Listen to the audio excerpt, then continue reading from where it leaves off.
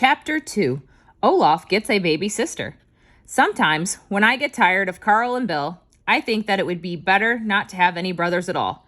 They tease me when I play with my dolls. They're always boxing and hitting me. And they always say that it's my turn to dry the dishes. One time, Carl said to Mommy that he couldn't understand why anyone should have wanted to have a girl. It would have been much better to have 9 more boys so they could have enough for a soccer team. But Mommy said, I am happy to have my little girl.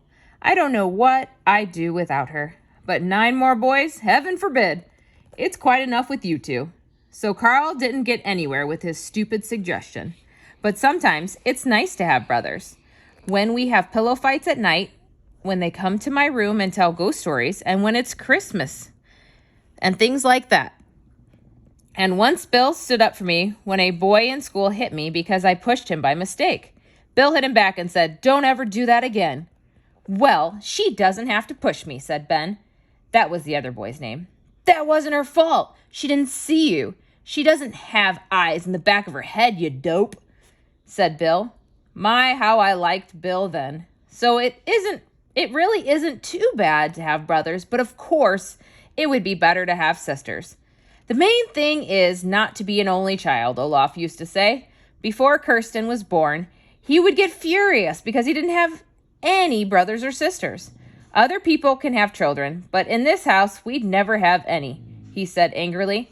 But then, over a year ago, a little sister came after all. Olaf was so happy.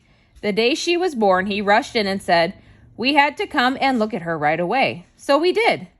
There she is. Isn't she pretty? Olaf said, and looked terribly proud. But she certainly wasn't pretty. She was all red and wrinkled and looked awful, I thought. Never have I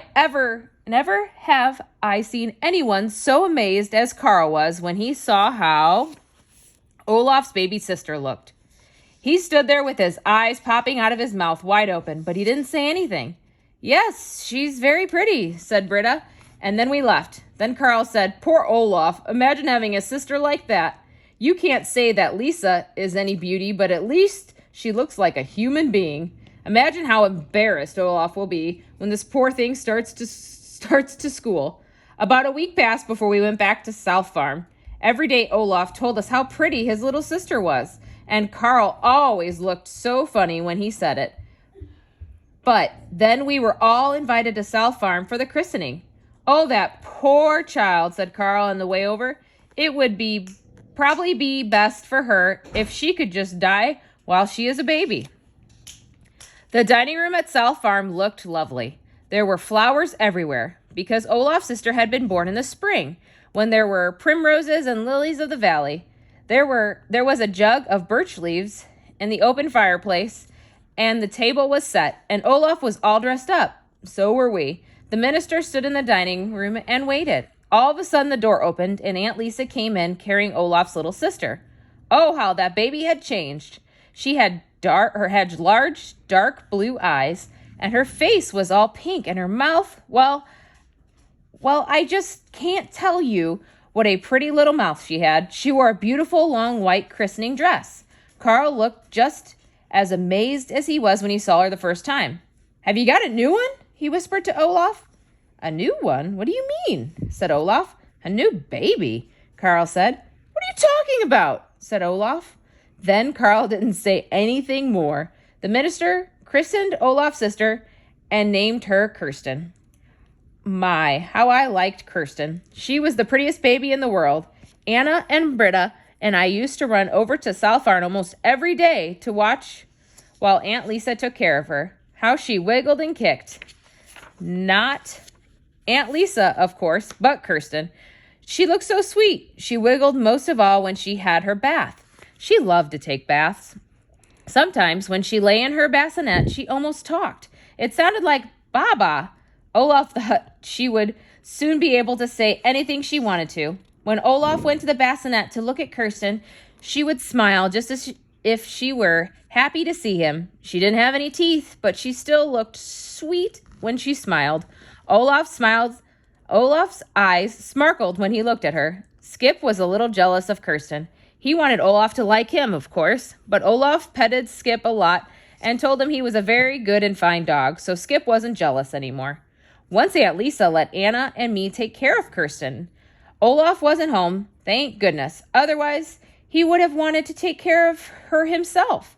This is how it happened. Kirsten was laying in the bassinet and started to cry. Just cry like anything, just as Aunt Lisa was about to take some loaves out of the oven. She was wet and hungry and mad. Kirsten, of course, not Aunt Lisa. So Aunt Lisa said, "Do you girls think you could bathe her?" "Of course we could," we said. Anna brought out the bathtub and poured water into it. Aunt Lisa came and tested the water with her elbow. And I lifted Kirsten out of the bassinet. And do you know, she stopped crying at once and started laughing instead. When I held her close to me, she nibbled my cheek. It didn't hurt because she didn't have any teeth, you know. My face got all wet, but that didn't matter. Aunt Lisa has taught me how to hold babies. You should hold them so their backs get supported. I also know that you should hold them when you give them a bath so they won't get their heads under the water. So I held Kirsten while Anna washed her with the little washcloth. Kirsten wiggled and kicked and said, "Ba-ba." Then she tried to suck the washcloth, but we didn't let her. "She's so cute that I could eat her up," said Anna. Anna had put a blanket on the kitchen table and a bathing towel to dry Kirsten with. When I had finished bathing Kirsten, I put her on the blanket very carefully. We wrapped her in a towel, and Anna and I helped each other dry her. Then we sprinkled her all over with talcum powder. Suddenly, Kirsten put her big toe in her mouth and started sucking on it. But we had to take her toe away from her when we had to put on her little t-shirt. Aunt Lisa helped us to put on her diaper because that was a little harder. But we put on her pants on her by ourselves. When she was all ready, Aunt Lisa fed her. Afterward, Aunt Lisa let Anna and me take Kirsten for a walk in her carriage. We pretended that Anna was the daddy and I was the mommy and Kirsten was our little baby. It wasn't long before Kirsten went to sleep. But we still pushed her around and had so much fun. When Olaf came home, he rushed up and took away the carriage just as if he thought we were stealing Kirsten. But when he had pushed her carriage for a while, he let us hold the handle too and help push. We told Olaf that Kirsten had sucked her big toe. Olaf laughed and said, "No one would believe how many tricks that child can do. Perhaps she'll be in the circus when she grows up." Just then, Kirsten woke up and looked up at Olaf. He tickled her under the chin and said, "Well, well, you little rascal. So you were sucking your big toe, were you?"